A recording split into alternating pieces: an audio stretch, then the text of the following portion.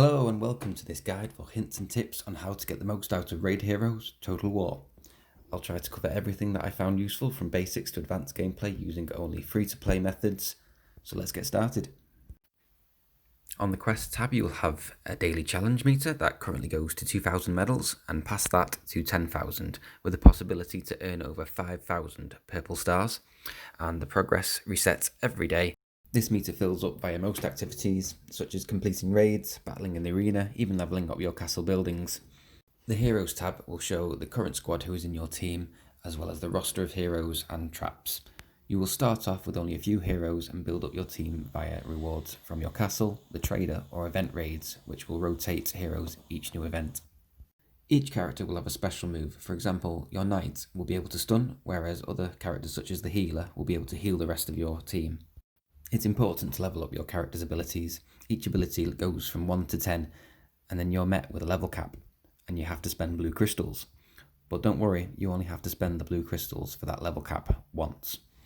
You will, however, have to spend the money again if you restart the main raid. Another helpful tip is that you can hold down the upgrade button, and it will then switch to upgrading via 10 at a time, and if you hold it down even further, it will then upgrade to max. Now, DPS with the fist icon only improves the character's melee damage and not the range damage, therefore you will want to invest in your elf's shoot and not the melee. In the arena especially, it's important to know the speed of your opponent's attack. I would never put an archer against an elf, for example, as the archer's shot takes 3.7 seconds, whereas the elf only takes 2.8 seconds. Therefore, the archer, their attack is slower and they'll be hit first. You can select new raid as many times as you want. At the early stages you'll want to grind this and get as far as possible. If you run out of resources or cannot defeat the enemy, simply start again. An important point to make is if you reset the raid, all money generating buildings will go back to level 1. While raiding you'll come across an enemy castle. Feel free to attack these as many times as you like. You will not lose anything and they give you a nice reward if you can beat them. If you can't beat them, you can change the opponent for crystals, but you will get a new castle on each level, which is every 10 raids. Now, all the coin you've generated will be used towards your heroes and castles. You will start off with just your castle, and as you progress you will open up more and more buildings to help you. They range from making gold, crystals, portals, gems, and hero making buildings. As previously mentioned, if you reset the raid, all money generating buildings, as well as heroes, will go back to level 1. Your other buildings, such as diamonds, will stay the same, and these will provide a nice steady income of gems. Therefore, it's important to know when to reset your raids. As well, you won't have to spend crystals on your heroes again, but you will have to spend gold. As you've probably seen, some of my buildings are blanked out, as I've collected all the cards used for my heroes. You can only apply for clans once you obtain the palace. At the early stages of the games, though, you won't be in anybody's clan, as nobody will want you due to your low level. But that won't stop you from applying to everyone's clan like I did. You can create your own, but I wouldn't recommend until you have the crystals to spare, which is never. If you and your clan generate enough medals, you can open the clan chest, which has lots of nice rewards. Blazons. You can pick all these up via the trader if you're lucky enough, or you can purchase them, which, as a free-to-play, I don't recommend. If you're going to stick this game out in the long run, then I'd personally save up your Blazons and you can use them for later game, as they will only really provide you with the most value if you are at the stage where you can max out the daily reward meter, as these will grant you 2 to 3 rewards. Therefore, instead of 1,000 gems, you'll get 2 or 3,000, as well as 2 heroes, you'll get basically loads more. In the late game, what I like to do in the arena, at the start of the week, I'll remove all my squad and let the enemy attack me and lower down my arena level. That way I won't have to worry about who my next few battles are against, as I'll be much lower in the ranking, and you can fight your way back up without having too much trouble, and you'll get all those reward chests.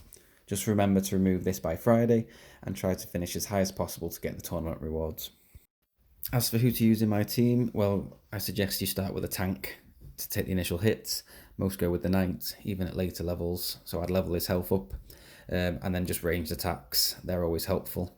Melee I don't find as useful, as they don't offer as much attack as the ranged, but as there's always new characters being added to the gameplay, different play styles are required to win.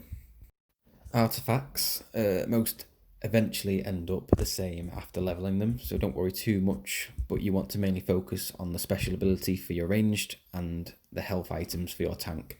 Towards endgame, it helps to have health on certain characters. Certain artifacts you should wait to level as they are already high and others take priority, for example the stone. As you can see here, I've leveled this necklace here to red, which was a waste of time as I basically don't need the extra melee damage. Therefore, I've left most of these at yellow, and that's reforging. With reforging, unless they've patched this, even at 900 gems, it still didn't work 90% of the time for me. It's up to you, but I just use all my 1000 gems. That way it's guaranteed to work, and I've not lost 900. Later on, when leveling up your hero, it will cost extra to unlock them further. For example, if it costs 19,000 gems, purple gems, to unlock them, there'll be a hidden 10,000 more cost to unlock their artifact.